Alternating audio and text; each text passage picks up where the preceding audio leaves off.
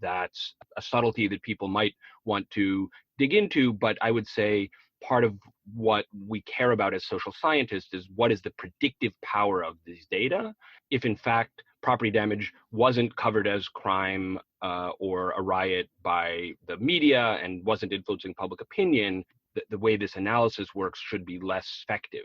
But in fact, what I think we do see is that the media is not making these kinds of subtle distinctions between injury and arson and, lighting a car on fire and somebody being shot, that disorder is being covered as a riot in any of those cases, and that coverage in turn drives public opinion to be more concerned about issues of disorder, crime, riots. I find that very fascinating, especially considering the fact that in a lot of the circles that I'm in and in the ways in which we analyze the things that are going on, it seems as though violence does take the form of these physical forms of violence. And definitely there's the use of tear gas by police officers or use of baton violence, or the fact that a place is being looted or that something has been burnt down. So I think all of those exist. But I think another nuance that people don't really necessarily talk about often is the abuse of power or the manipulation of power by people in authority to create more harm. So creating a curfew at a certain time that will force people to be arrested at higher rates because they can't get back to their location where they reside quick enough. I think those are different forms of violence that I think there's more nuance to that I would love to hear more people talking about, or at least breaking down. But I definitely understand, for the sake of data, why looking at it that way makes a lot of sense. It does make sense. And so I would say, I think it's really important to appreciate that the state is going to engage in all kinds of activities that are unfair. In the 1960s, it wasn't just unfair, it was often illegal. So in a place like Chicago, there's a activist, Fred Hampton, who is shot by the police while sleeping. It's essentially an assassination.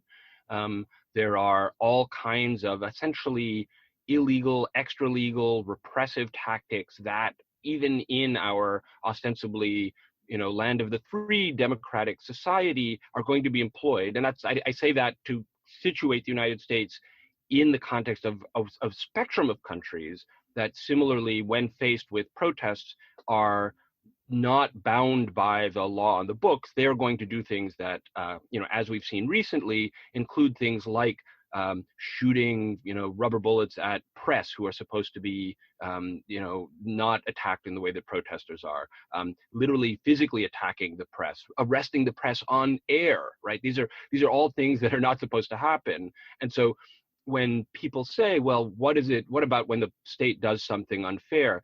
Of course the state is going to do something unfair. The whole point of these initial protests was that Jim Crow was fundamentally a profound wrong, and the entire apparatus of Jim Crow was in many ways unconstitutional, right?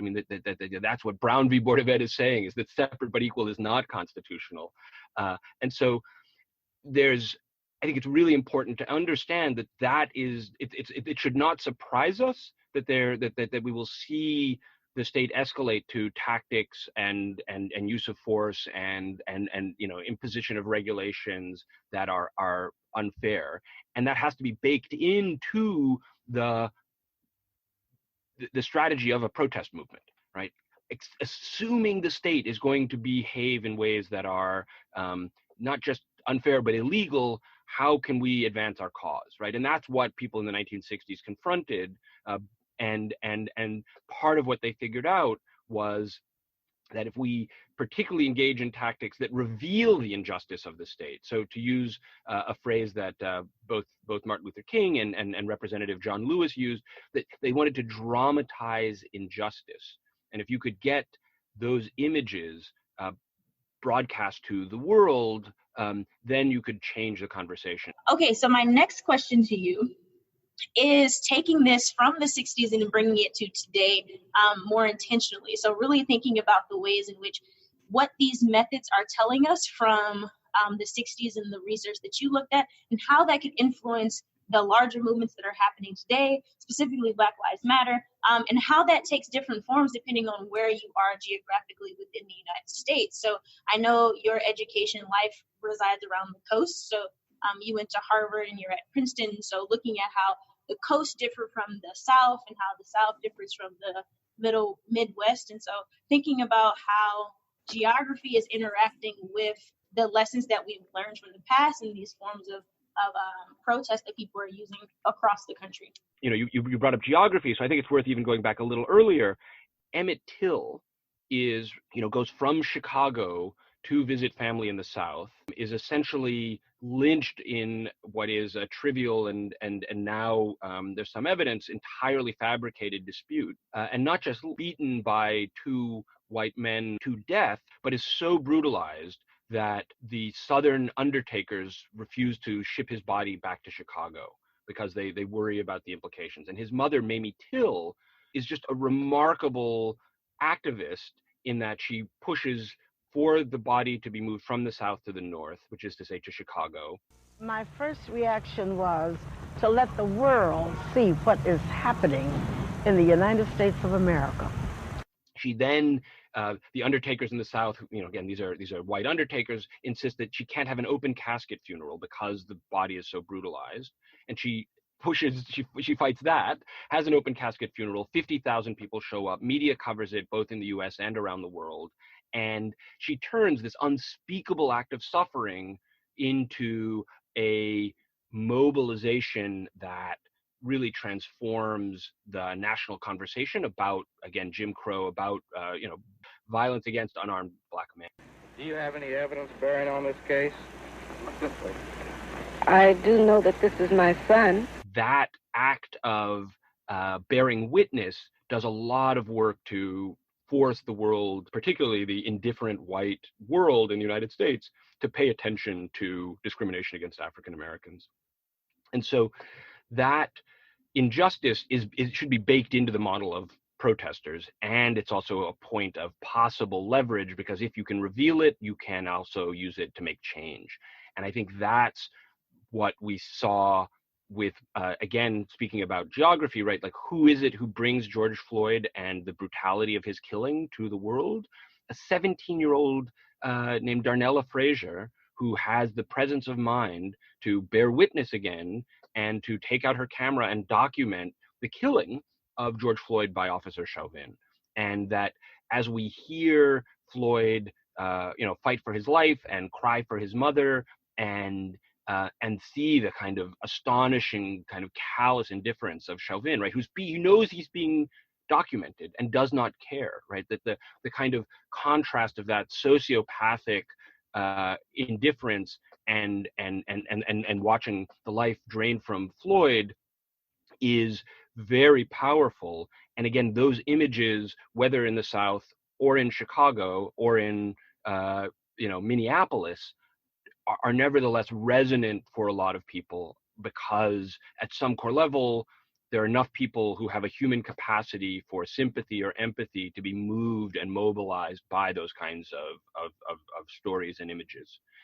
So I think the underlying dynamic of powerful storytelling, revealing injustice that helps to mobilize a often indifferent or ignorant public is a dynamic that was true in the 60s and remains true today, and is not bound by geography.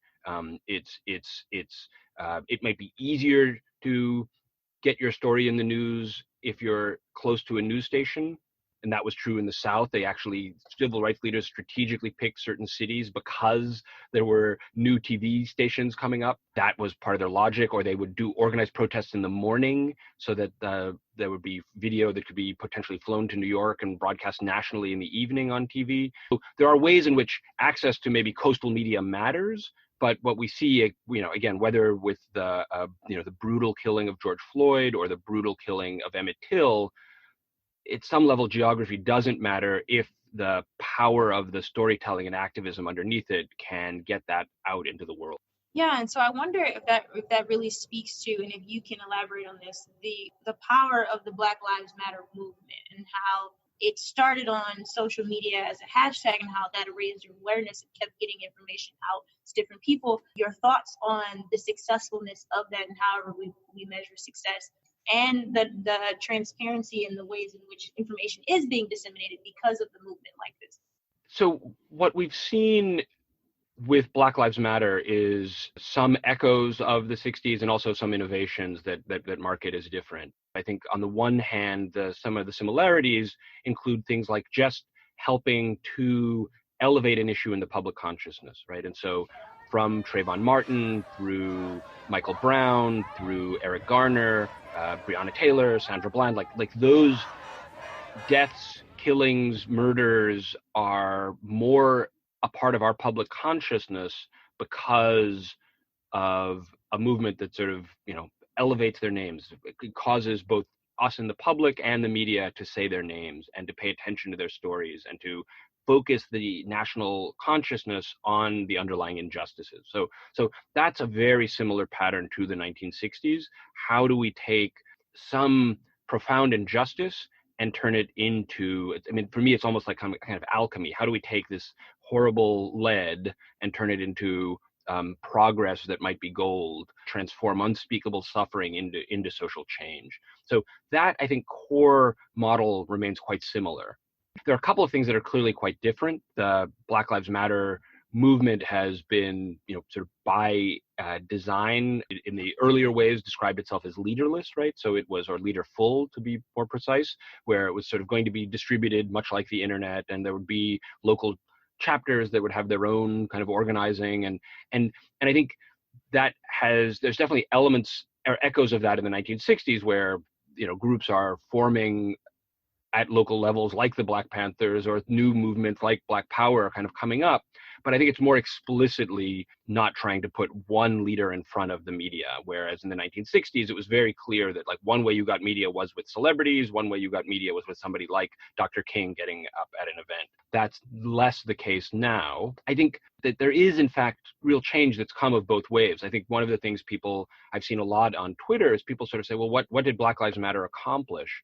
And I think that misses the degree to which change can happen. It's been less than a decade. It's important to see that year over year, there's been a really significant change, for example, in white public opinion on concern about racial inequality in the country. And that in of itself doesn't produce new policy, but it's a precondition for change. We have seen in places like Philadelphia and Chicago, district attorneys who are reform-minded on criminal justice issues get elected.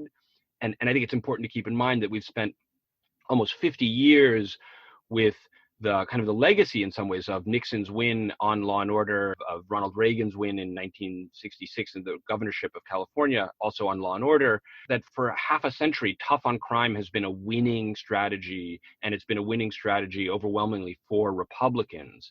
Today, I have strongly recommended to every governor to deploy the National Guard in sufficient numbers that we dominate the streets. Mayors and governors must establish an overwhelming law enforcement presence until the violence has been quelled.